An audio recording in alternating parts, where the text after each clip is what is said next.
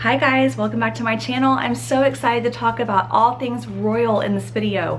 I love the royal family. I love England. I love talking about it. I'm going to show you a little bit of my collection, things that I've gathered over the years, and particularly we're going to talk about the wedding coming up between Prince Harry and Meghan Markle. I'm so excited. Everyone has kept close tabs on this and it's just going to be an amazing day. So that's coming up really soon, and I had to film this video. I couldn't resist and I just had to talk about it. So we're going to talk about everything royal today and I'm so excited. So first of all, I should probably point out I'm doing my Kate look today. This is my best kind of Kate hairdo, and this dress that I'm wearing is of course a replica of the dress, or was inspired by the dress that Kate wore when they announced their engagement, when Prince William and Kate, and I should probably be calling her Catherine, that's the more official term, so I should probably switch to calling her Catherine. But they got engaged. She wore this beautiful navy royal blue dress, and I snagged this when Banana Republic collaborated with the brand Issa, and they were the same designers that made Catherine's dress. So they did this collaboration, and of course the price point was so much better than the, you know, designer brand, and so I snapped it. It's a really comfortable knit dress. I'll try to insert like pictures of me wearing it, but it's a really comfortable dress. It has a v-neck and it's really flattering, and I love the dress, so of course I've kept it. And so this is my Kate look today. I wanted to do it in honor of all things royal, so that's my look. As far as how I got started loving the royal family, it really was around the time of Princess Diana's death in 1997. I was 12 years old and I did not really know anything about the British royal family. It was not on my radar at all, but all of a sudden, you know, the news was just like slammed with all things royal family, talking about Princess Diana, and of course you have so much on TV, you know, when stuff like that happens about the history of the royal family and all that. And I remember my mom being really, you know, she told me, she was like, I can't believe that she passed away. They got married the day, Princess Diana and Prince Charles got married the day before my parents did. And so it was always just kind of this like parallel track, I think, for my mom. And it just, I think it hit everybody really hard that had followed her and followed her story. And so with that, I started learning about it. And my grandfather had always taught me the history of the monarchy. That was a big passion of his. And so we had always talked about it, but I didn't know anything really. And I started reading about it, learning about it, and it was just like, it became a huge passion, and I love it. I love the traditional nature of it. I love the predictability of it, how far down it's gone. I know everyone has their opinions about it and, you know, what its place needs to be, you know, in this modern era, but I love it. I think it's stable, and it's, I don't know, it's just kind of something that becomes a rhythm of life. I guess I don't want to speak for anyone who lives in England in particularly, or the United Kingdom I should say, but I love it. So if it was up to me, I would totally keep the monarchy. So I just started reading about it, and in particular I picked up magazines, and I memorized these magazines. Like, I would just consume it, and I've kept some. I'll get kind of, I guess, right into my collection, but these are some of the magazines. I mean, hello. This was also the beginning of my tremendous love for Prince William. I was absolutely obsessed, like could not get enough. So that was when, I mean, I didn't realize that he was even in the picture until, you know, learning more about the monarchy. But I have all of these from that time that I've kept, and I would just like go through these and just pour over them and look at them. And this one's missing the cover. This was the People magazine, like commemorative tribute issue, and I'll show some footage of the actual magazines, but I just loved looking through them. I loved seeing all the pictures, and I don't know, just kind of getting the history of it and learning about it. So from there, I start, you know, the more I read, the more I loved it. And so following, you know, William as he got older, Harry as he got older and their stories, which then led into Kate Middleton. And I just loved her. I thought it was just so cool that William was marrying someone that he clearly loved, you know, and still loves. And I loved everything about it. So when they got married in 2011, one of my best friends, Brooke, traveled to visit me, and we had a royal watch party, and I'll try to insert some pictures, but I mean, we went all out. It was so much fun, and we just poured over that footage. It was just a blast. So from around that time, I saved, you know, obviously this is just a sampling, believe me. I didn't get my entire collection, but of course, you know, the people issues, all of that. I think somewhere I have a like commemorative program of the wedding ceremony. I got the tea towel, which is really, really pretty. A lot of this I got a few more things than I normally would because I knew we were going to be having this watch party.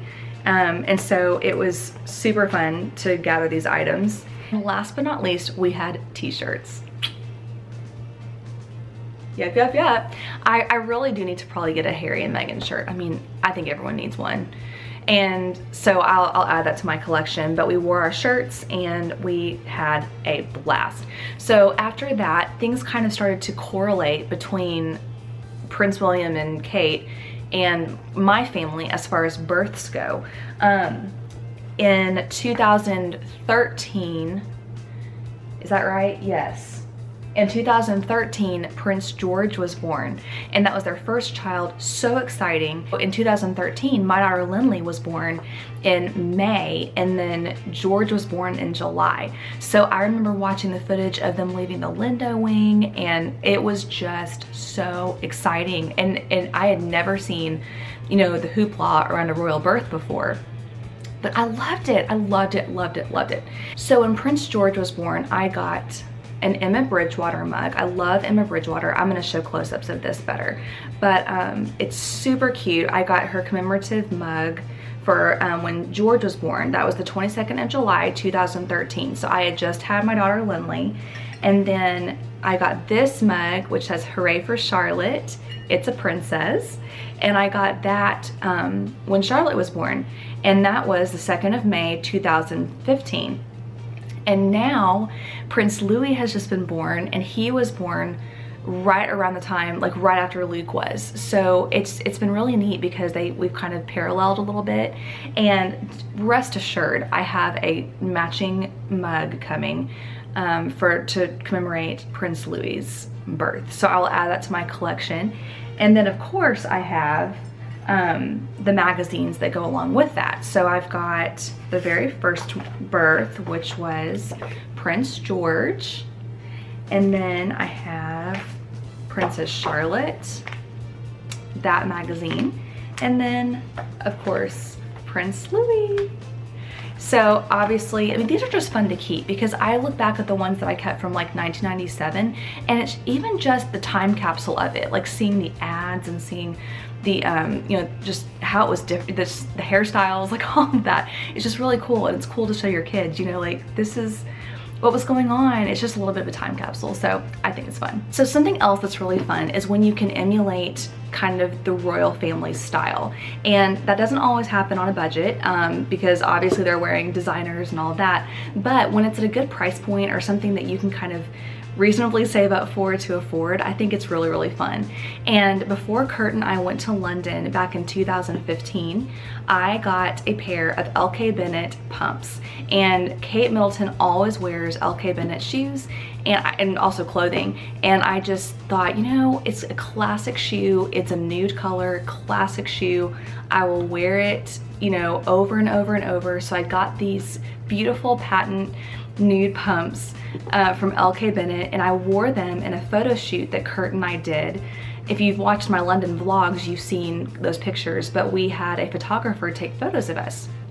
So I wore those shoes, and it was just really special. And it was, I really don't, but I'm not into like super high dollar, like high-end designers, you know, but that was something really meaningful that I knew I would keep forever. Another outfit that I was able to mimic of Kate's was her maternity dress, or the dress that she wore right after she delivered Prince George. And this is from Seraphine. It's just a brand that you can buy off, you know, the website, and it's a knot dress and it's meant for maternity, but she wore it postpartum in a photo that they shared of their family. So of course I love that I was able to get it and wear it, and it's, again, super flattering. I love this neckline, and it's just fun. It's fun to look like Kate.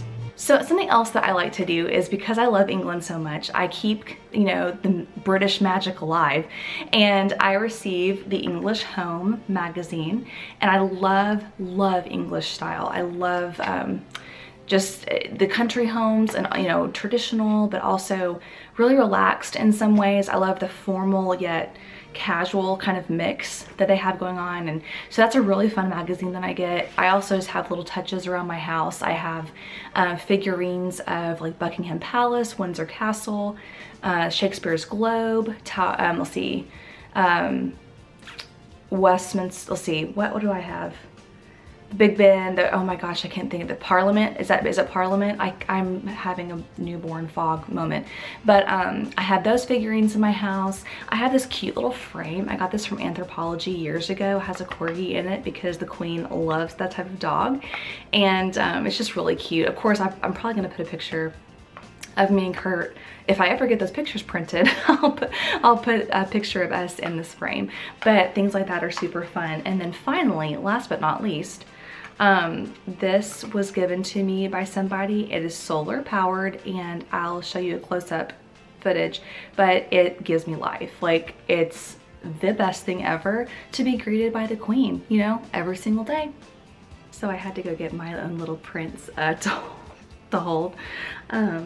He's supposed to be napping and just wanted to be part of the excitement, so I'm trying to get him back to sleep. Hopefully he'll just be able to snooze a little bit. But in talking about the upcoming wedding, I'm so excited. Let's talk about this. I'm very excited about the wedding. I think it is a departure from what we're used to, obviously, because Meghan Markle is American. She's a celebrity kind of in her own right.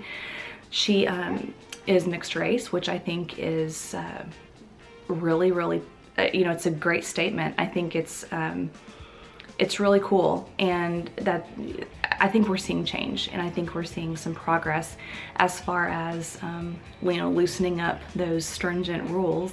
And I think that it's interesting because really, once, you know, Prince Charles remarried Camilla Parker Bowles, I think that there was no leg to stand on, really. You know what I mean? Like, I don't think that you could have told Harry, no, you can't marry Meghan Markle for these reasons, when you know, his own father, you know, married a divorcee. He himself was a divorcee. So I think it's a different time. It's a different era, and it's just neat to see her come on the scene and be herself. I think she's so authentic. I think she's really, really smart. First of all, she's so intelligent, but also just beautiful. She has a beautiful, kind spirit, and you can just tell that. And I think it's really neat that, you know, you see Harry being drawn to that, you know, for someone that he wants to have as a wife. And I think it's just neat because I think William and Harry, both because of their childhoods, have made very intentional choices with who they've married. And of course, this is all speculation because who really knows, and no one can speak for them. But I think given the nature of their childhood, they would probably be drawn to, you know, a love match, obviously, and the stability that gives, and the hope of permanence in that union.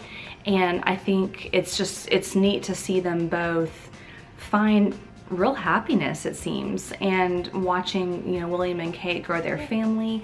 I think it's going to be awesome to see Harry and Meghan and how they kind of navigate the royal scene. You know, they don't have as much riding on it, you know, as William and Kate do, just because, you know, I think Harry is what, I think he's like 6th in line to the throne now. So they are able to kind of, you know, enjoy life a little more.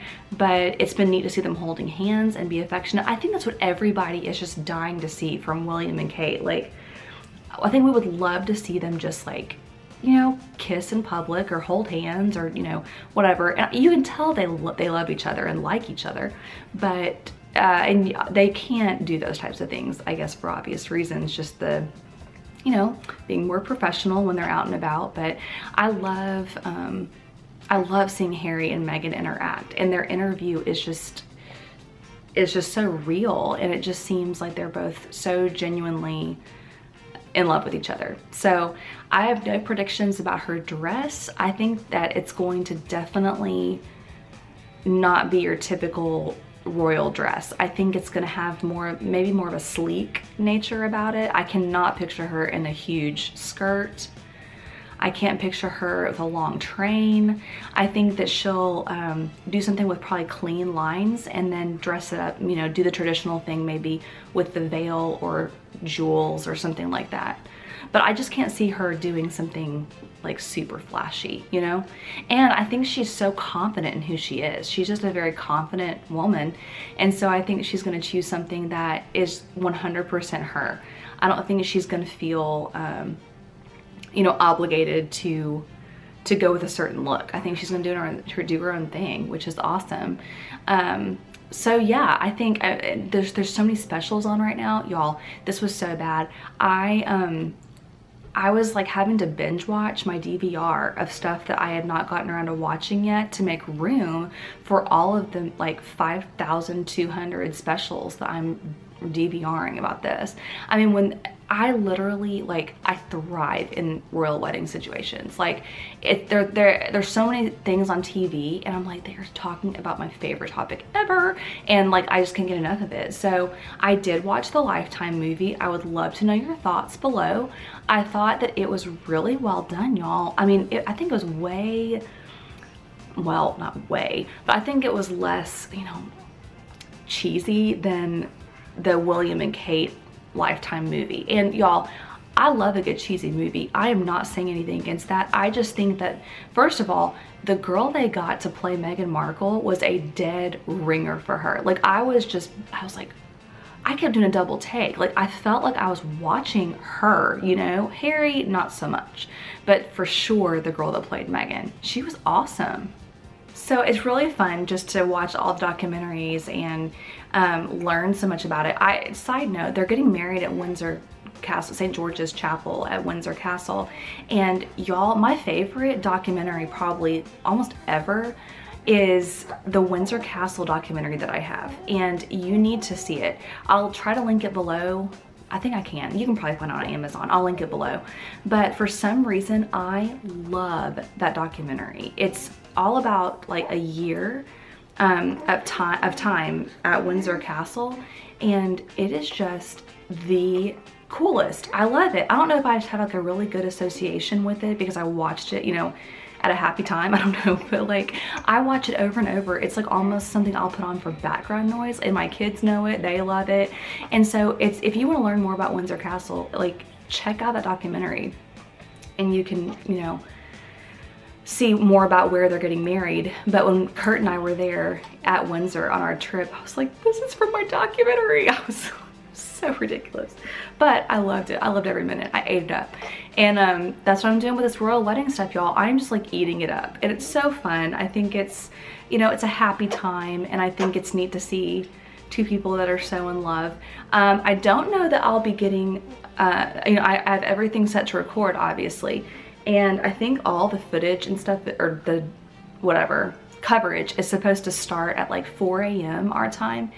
And thanks to this little guy, we might get to watch the whole thing. No, really, we really might be watching together at 4 a.m. But I am gonna DVR it just so I can kind of watch it at my leisure once my kids are all in bed, if that ever happens again in my lifetime. But I really do want to just like savor everything and enjoy it. Are you gonna let me watch it? Hmm? Yeah. So this has been really fun talking about the royal wedding. You know, it's a love story, and I think that's really fun. I think everyone kind of reacts and responds to a love story, and It's really special. And so I hope you've learned a little bit more about me, and I've gotten to share my love of all things royal with you. So I hope you'll subscribe and stick around for more videos, and I will talk to you guys soon. Bye guys.